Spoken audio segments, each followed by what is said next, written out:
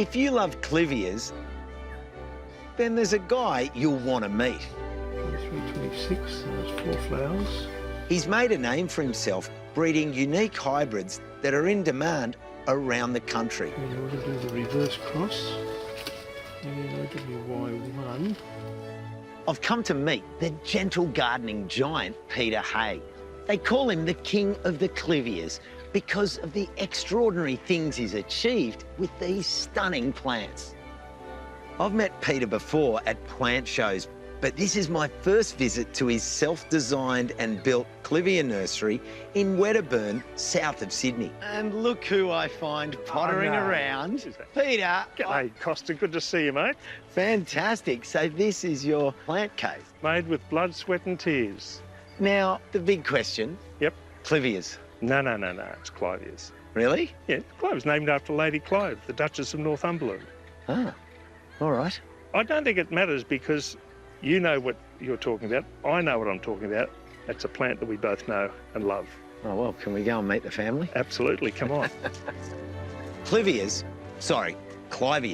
are long established in Australia, but you'll never have seen varieties quite like these.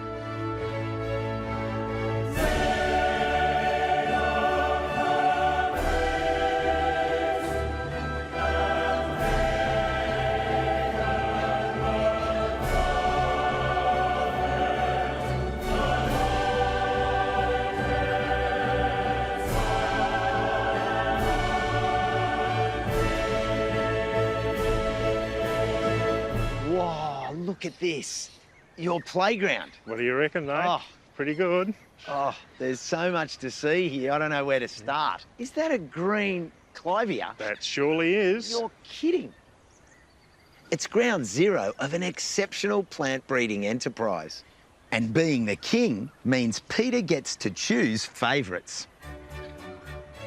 So, Peter, I believe each year you pick the one.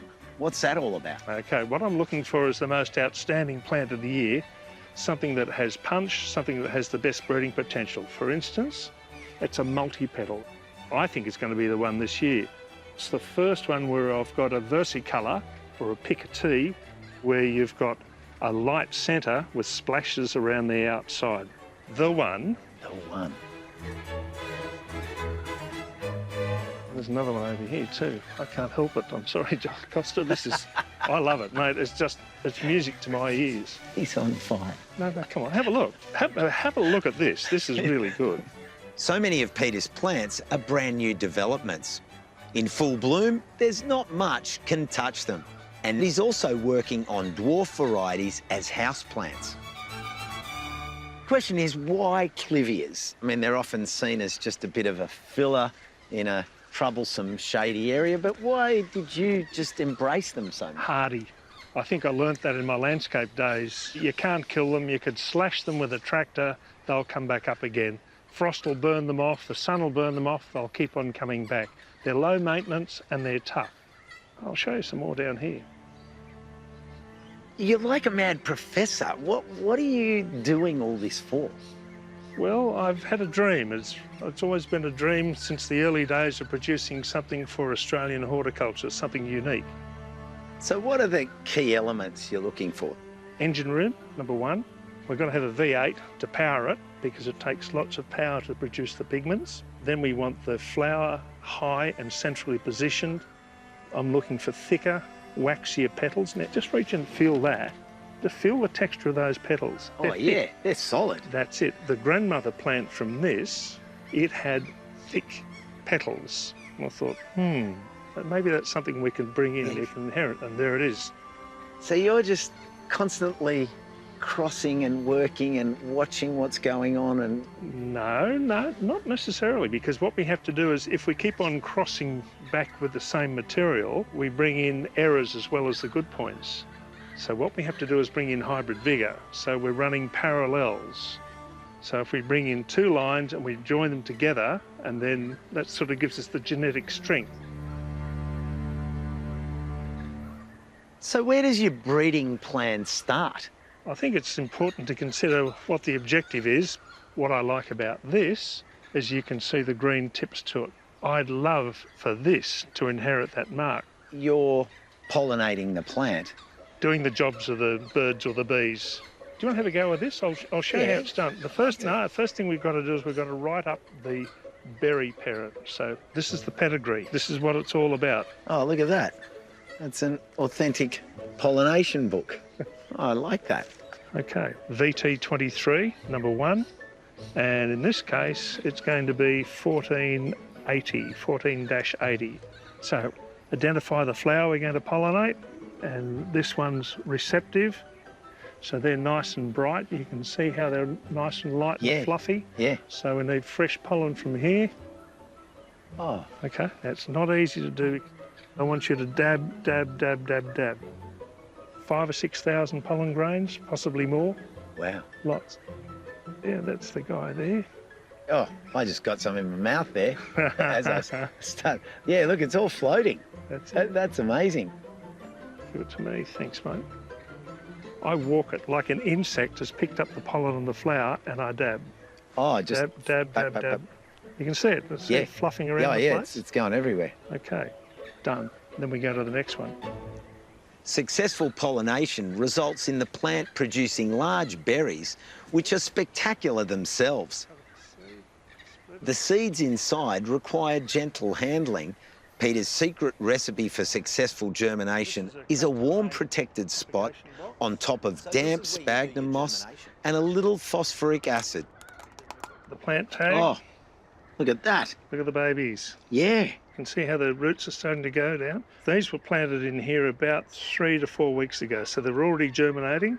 So from the time of cross-pollinating to something that's going to go out to be bought by someone, what sort of time are you talking? 4 years. Minimum. Like, that's a tough business model. And how many hybrids have you been working on and generating? Oh, cost to probably do between 40 and 150 crosses a year. Yeah. Have a look at this. You'll see what I mean. Well, you've got the top of the table where the... Oh, yeah? Yeah, the top, no, just the top board. On the top, yeah. And lift it up high, higher, higher, higher, higher. Whoa! What do you reckon? What is all that? That's some of the work I've done, but it doesn't represent all the work I've done. Really? God, I'm tired just looking at all those. You're tired. What about me, mate? The variety. I need a cuppa to digest all this. Where has all this effort come from? What got you into gardening? I think it came from when I was a toddler at home. Mum, in her spare time, was always in the garden. She loved it.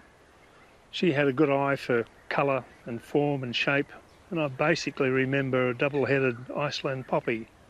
And I think I might have picked it and shown Mum, and she may not have been impressed. I might have been the only one in the garden, and she's going, a double-headed Iceland poppy, and my beautiful 3-year-old son said, "Oh, look at this, Mummy, isn't this interesting?" I suppose that was the start of it. How did Clivias come along? I left my 15-year employment to start a landscape contracting business with my brother. Clivias were part of it because it was something that we could put into dry shade. It's just that splash of colour. Time went by, and in 2005, I had a stroke. Really? Yeah, CVA. Oh. But the problem with a stroke is that it's not a heart attack, it's a brain attack, and the brain gets damaged. Everything slows down, your speech, your thought, your mobility, and so there's a sense of hopelessness. It was profound, I remember it.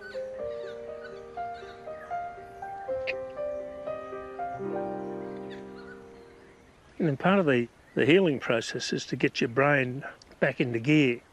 I think to give myself some hope at that stage, and I had an interest in Clivias, and I thought, I wonder if I can develop something new, and I thought, I'll go for some new colours. And so the project was born. What is it about the therapy of horticulture that's been a part of your world? It's the physiological sense of feeling good when I come out here. That's to do with a bacteria called Mycobacterium vaccae. It emits a gas that stimulates our serotonin. And the serotonin fires up the endorphins, and the endorphins are our addictive area. So it's not sex, it's not drugs, it's not rock and roll, it's not gambling, it's gardening. It's gardening. Or overloaded with goodies, mate. You are a rock star. I don't know about that. It's hard to imagine a more remarkable road to recovery than Peter's devotion to the propagation of Clivias. The natural genetics of this plant are truly his artist's palette. Thanks for teaching me so much about Clivias. I feel like you've lifted the guilt I've carried about ripping so many of them out over the years. That's my pleasure, Costa. Well, you can't go yet. What do you mean? We've got some really interesting stuff to have a look at over in that shed. Really? Oh, wow.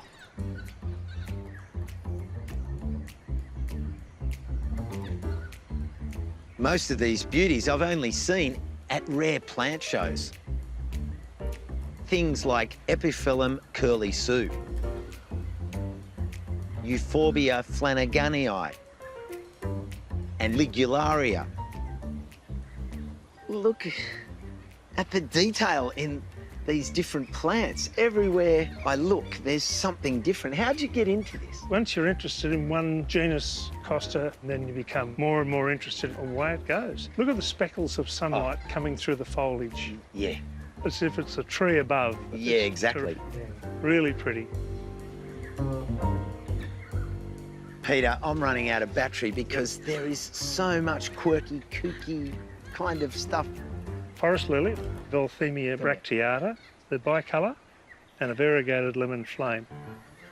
Fairly unusual. This year, I'm going to cross the two, so we're going to have variegated Bicolour. There's no stopping you. I know, I love it, I love it. But what Peter's promised me, Battery charging? yeah, I think so, is a masterclass on cactus grafting. Oh, look at the spiral. Yeah, that's pretty amazing. Good. Better one down here.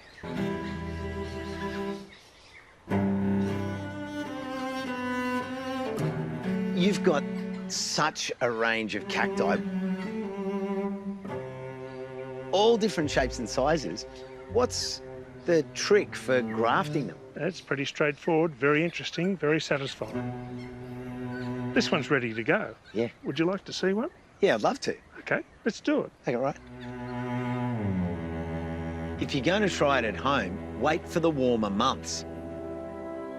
Take a sharp, sterile knife. And I'm wiping that at both sides. And choose a rootstock.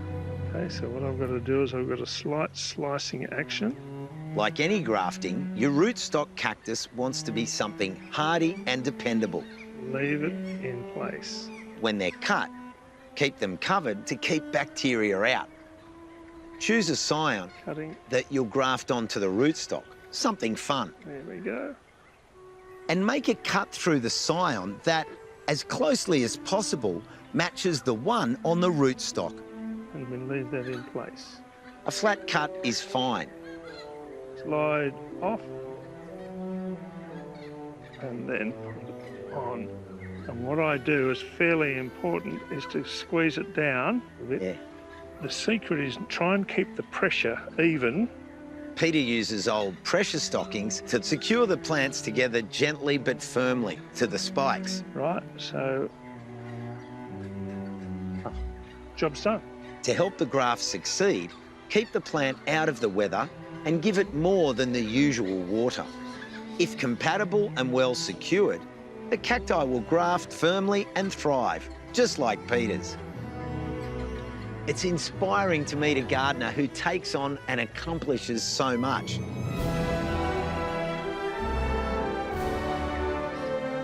Yet still hungers to do more.